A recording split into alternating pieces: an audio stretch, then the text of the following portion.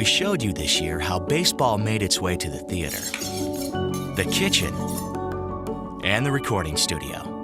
We're working, boys, we're working. Capturing the game through pictures is a given.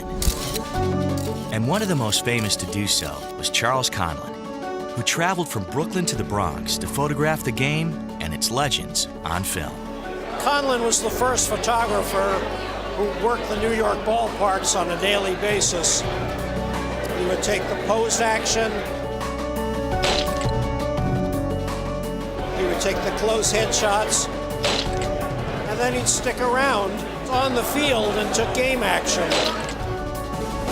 His work was recently on display in Lower Manhattan, and fans of both baseball and art gathered to view his iconic images, which told the story of an ever-changing game and the medium that preserved it. Unlike many other photographers at the time, he had such intimate access to the players. He was able to photograph pitchers' hands. We had these relationships with Ruth and Gehrig and Cobb and Mathewson to where they let them in. They gave them an intimate look. Conlon had a sense that he was preserving history. As part of the Conlon exhibition, renowned artist Adam Port interpreted the photographer's most famous images using pencil and acrylic paint. I'm always working from a photograph. I spent equal times drawing it, the underdrawing, painting, and then the color pencils.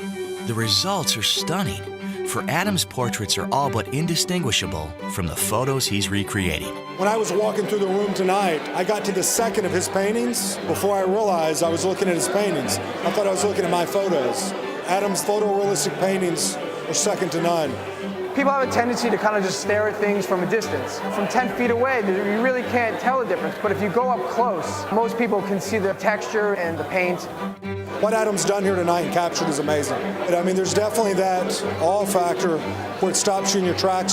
And while they're looking at that, they're also learning about Charles Conlon and his talent. So I think it's a perfect fit.